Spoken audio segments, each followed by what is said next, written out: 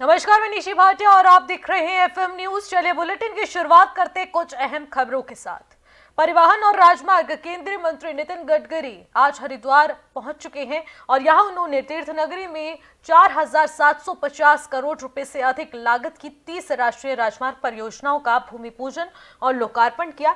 इस मौके पर सीएम धामी ने कहा है कि पीएम मोदी के नेतृत्व में हमारी डबल इंजन की सरकार उत्तराखंड के स्वर्णिम विकास के लिए प्रतिबद्ध है। इन परियोजनाओं के पूर्ण होने से उत्तराखंड की सड़क कनेक्टिविटी को नई मजबूती मिलेगी। साथ ही परियोजनाओं में शामिल पावनधाम तिराहे से शांति कुंज तक पिलर पर फ्लाईओवर का निर्माण होने से दुर्गानगर मुख्य गली और इसी के साथ शिवनगर, मस्तराम गली और उत्तम बस्ती और इसी के साथ सप्त सरोवर मार्ग को डूबने से बचाने का काम किया जाएगा। खलल करने का काम ये उनके उसमें भी षड्यंत्र के तहत तमाम प्रकार के ऐसे काम कर रहे हैं, लोगों को भरमाने का काम कर रहे हैं। जब हम उनसे पूछते हैं अरे भाई इसमें कमी क्या है, विधानसभा के अंदर लंबी बहस हुई, सार्थक चर्चा हुई, कोई इसके विरोध में कुछ नहीं बोल पाया, समर्थन भी नहीं कर पाए। अरे भाई क्यों? जब हम अच्छा काम कर रहे हैं तो आइए राजनीति छोड़कर सर्वसम्मति से इसको आगे बढ़ाने का काम करना चाहिए। आज पूरे देश के अंदर खुशी का माहौल है कि उत्तराखंड राज्य ने एक काम ऐसा आगे बढ़ाया है जो बाबा साहब उस समय चाहते थे जब भारत का संविधान बन रहा था। अभी अभी आपने देखा होगा हल्द्वानी में जिस तरह अराजक तत्वों के द्वारा हमारे पुलिस कर्मियों पर, हमारे पत्रकार भाइयों पर और विशेष करके हमारी जो पुलिस की महिला जवान थी, महिला पुलिस कर्मी थी, उनके ऊपर जिस प्रकार से हमला किया गया उसकी जितनी निंदा की जाए वो कम है। हम इसे किसी भी सूरत में देवभूमि के अंदर बर्दाश्त नहीं करेंगे। इस षड्यंत्र को रचने वाले कुछ लोग लगातार पुलिस उनको पकड़ने का काम कर रही है, कानून अपना काम कर रहा है और जो भी इस षड्यंत्र के पीछे थे उन्हें भी जल्द जनता के सामने लाया जाएगा। भाइयों बहनों, ये जो बनबुलपुरा है, ये बनबुलपुरा में जो एक बगीचा था, जो अतिक्रमण, जिस पर अतिक्रमण था, उस अतिक्रमण को हटाया गया है, जिसमें कई एकड़ भूमि निकली है। वो भूमि जहां पर आगजनी हुई है, जहां पर पथराव हुआ है, जहां पर उपद्रव किया गया है, जहां हमारे पुलिस कर्मियों के साथ सारे कानून को तोड़ने का काम किया है, पत्रकार भाइयों को भी आग में झोंकने का काम किया है, मैं आज इस मां गंगा के पवित्र तट से घोषणा करता हूं कि उस स्थान पर पुलिस का थाना बनाया जाएगा, पुलिस का थाना बनाया जाएगा। खलल करने का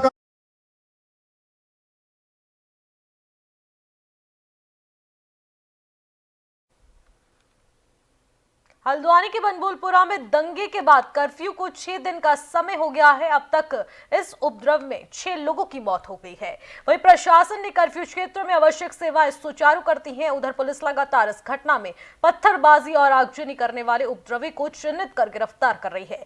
एसपी प्रहलाद नारायण मीणा ने बताया है कि पीस कमेटी की बैठक ली गई है और दूसरी तरफ हालात सामान्य होने तक आवश्यक सेवाएं सुचारू रूप से दी जा रही हैं और पुलिस दंगाइयों को पकड़ने का काम भी लगातार कर रही है। और अब्दुल मलिक, जो कि इस पूरी घटना का मास्टरमाइंड है, उसे भी पुलिस जल्द ही सलाखों के पीछे पहुंचाएगी। कि बनपुलपुरा क्षेत्र में अभी भी कर्फ्यू है, लेकिन कर्फ्यू में वहाँ के जो लोग हैं उनकी ज़रूरत के हिसाब से जो सामान सब सप्लाई हम करवा रहे हैं। कल उस क्षेत्र के कुछ लोगों के साथ और शहर के जो बाकी लोग उनके साथ एक पीस कमेटी की मीटिंग हुई थी, तो हम रिव्यू कर रहे हैं कि वहाँ पे किस तरीके की ढिलाई दी जा सकती है। तो आने वाले दिनों में वहाँ हम सोच रहे हैं कि कुछ रियायत दी जाए और इसके साथ ही जो ऐसे लोग हैं जो इस केस में इन्वेस्टिगेशन में सस्पेक्ट हैं या राडार पर आ रहे हैं, उनकी गिरफ्तारी के लिए पुलिस जो है अपनी टीमें भेजी हुई है और उनकी दबिश दी जा रही है। रेलवे बसें और जितना भी संचालन है वो सब कुछ सामान्य। सर अब्दुल, किस तरह से मामले हैं और क्या है उस मामले में? देखिए, इस अभियुक्त के खिलाफ जो भी मामले पूर्व में दर्ज हैं और उत्तर प्रदेश पुलिस से भी कहीं इस मामले में हम डाटा ले रहे हैं, तो उन सबको भी हम शामिल कर रहे हैं और जो भी पुराने मामले हैं उनका भी एनालिसिस किया जा रहा है कि किस तरीके के वो मुकदमे हैं। देखिए, बनपुलपुरा क्षेत्र में खबरों में आगे बढ़ते हैं। प्रधानमंत्री के कुशल नेतृत्व में पीएम सूर्य घर मुफ्त बिजली योजना की शुरुआत हो चुकी है।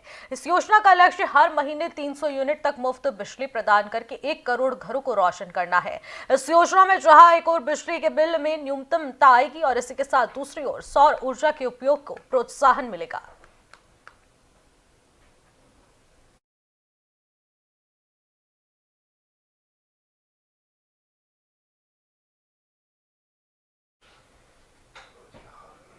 पौड़ी में जिलाधिकारी कार्यालय पौड़ी पहुंच जिला कार्यालय सभागार में आयोजित एक बैठक के दौरान नगर पंचायत के पीआरडी जवान द्वारा नायर घाटी महोत्सव के दौरान भंडारे का खाना खाकर एक गाय की मृत्यु होने का आरोप लगाया गया है। मामले में महोत्सव के आयोजक जगदम्बा डंगवाल ने आरोप लगाया है और इसी के साथ ही उन्होंने इन सभी आरोपों को बेबुनियाद साबित करते हुए कहा है कि उनकी समिति की छवि खराब करने की साजिश की जा रही है। उन्होंने कहा है यदि आरोप सत्य है तो शिकायतकर्ता प्रमाण दे, अन्यथा उनके द्वारा मानहानि का दावा प्रस्तुत किया जाएगा।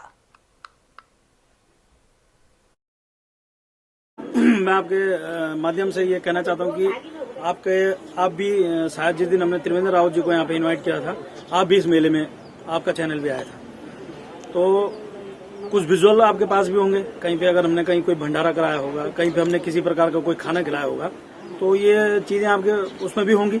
और इतना बड़ा अगर इस क्षेत्र का मेला था तो इसमें मैंने सभी राजनीतिक दल के लोगों को यहाँ पे बुलाया था, तो लगभग सभी लोगों के पास उसके विजुअल होंगे।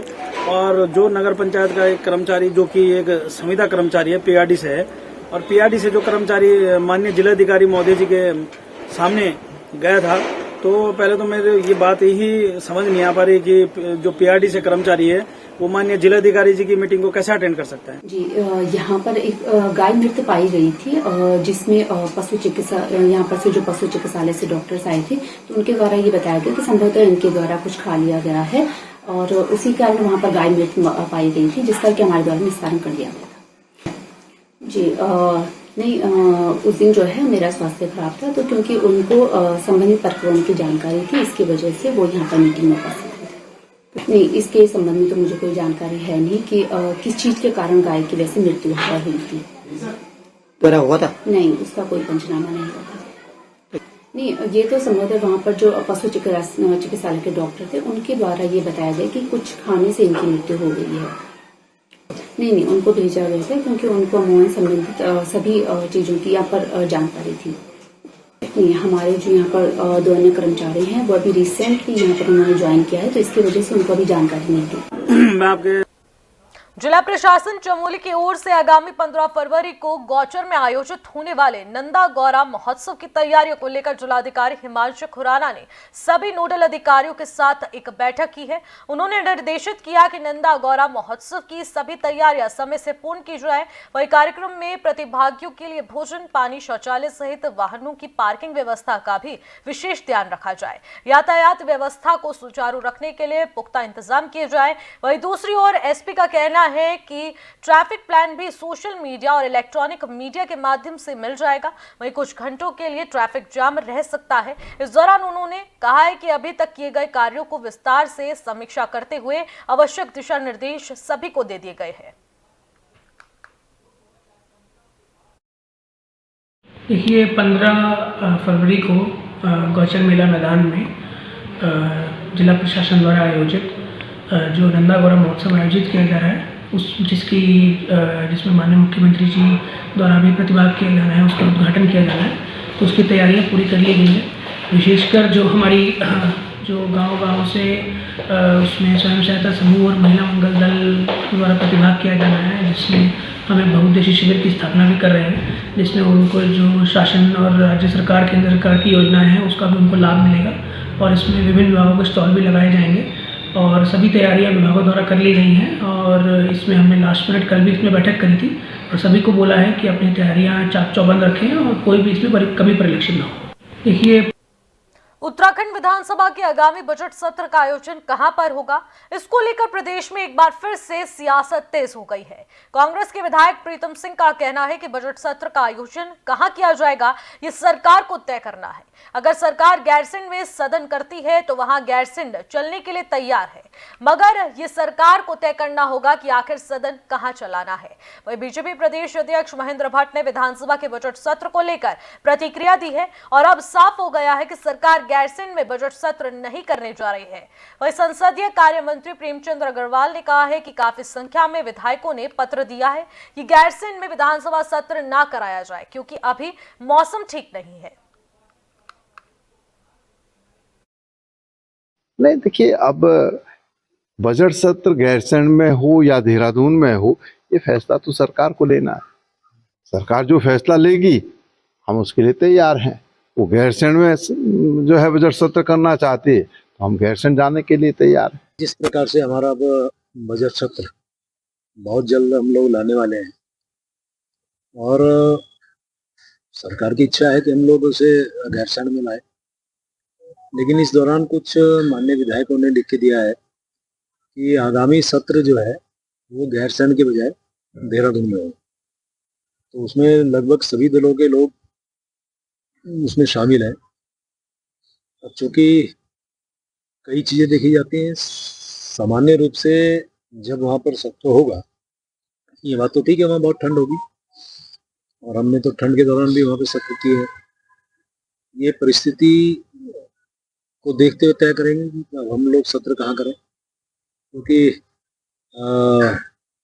माननीय विधायकों की भावनाओं को भी हमें देखना होगा कि सत्र कराना ये संसदीय परंपरा का हिस्सा है और विधानसभा अध्यक्ष जी मुख्यमंत्री जो निर्णय लेंगे उसका सब लोग चलेंगे। किसी व्यक्ति को अपनी बात रखने का अधिकार है।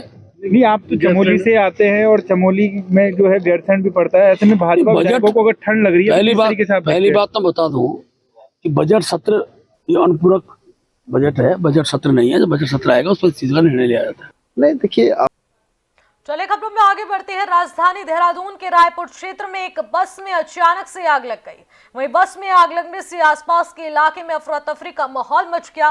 देखते ही देखते सड़क किनारे खड़ी बस पूरी तरीके से जलकर खाक हो गई।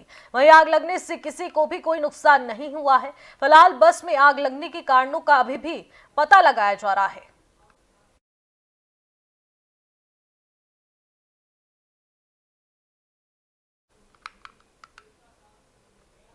खबरों में आगे बढ़ते हैं। अल्मोड़ा में मुख्य चुनाव आयुक्त बीवीआर पुरुषोत्तम ने 2024 के लोकसभा चुनाव की तैयारियों को लेकर अल्मोड़ा, बागेश्वर, चंपावत, पिथौरागढ़ के जिलाधिकारियों और पुलिस कप्तानों के साथ चुनाव की तैयारियों की समीक्षा बैठक की और जिसमें उन्होंने मतदान बढ़ाने को लेकर सभी को निर्देशित किया। साथ ही कहा कि सभी जिलों के अधिकारियों की तैयारियों का निरीक्षण किया जाए और साथ ही साथ सभी को चुनाव की तैयारियों को लेकर जल्द ही कार्य करने के निर्देश दिए। आज अल्मोड़ा जो पार्लियामेंट्री कॉन्स्टिट्यूंसी है, अभी हमारा जनरल इलेक्शन 2024 में होने वाला है, जनरल इलेक्शन पार्लियामेंट का। उसी के तहत यहाँ की जो तैयारियाँ हैं, चुनाव की तैयारियाँ हैं, वो देखने के लिए आया है यहाँ पर। इसमें हमने बागेश्वर और अल्मोड़ा जिले, पिथौरागढ़ और चंपावत, इन चारों जिलों का रिव्यू करेंगे। अभी तक जो देखा गया है कि चुनाव की तैयारियां ठीक ही हैं लोगों का, बट हमने ये निर्देश दिए गए कि जो भी कमी है वो पूरा करें। अभी समय है हमारे पास, इस समय के अंदर सारी कमियां पूरा करने के लिए। यहाँ पर जो हमने जो देखा है, एक तो चुनाव बहिष्कार है और पोलिंग परसेंटेज, पोलिंग टर्नआउट बहुत ही कम यहाँ पर देखा गया है। उसका मुख्यतः वो जो भी हमने देखा है पार्लियामेंट इलेक्शन में वोटर टर्नआउट स्पेशली अल्मोड़ा जनपद से तो बहुत ही कम है। इसका मुख्य कारण है पलायन, बहुत सारे वोटर्स यहाँ से चले गए हैं। उसके लिए हमने स्ट्रैटेजी बनाई है, सारी वोटर्स को यहाँ पर बुला के वोटिंग अच्छी तरीके से कराने के लिए अपील करेंगे। और आज अब वक्त हो चुका है छोटे से ब्रेक का। ब्रेक के बाद चल लौटेंगे। आप बने रहिए FM न्यूज के साथ।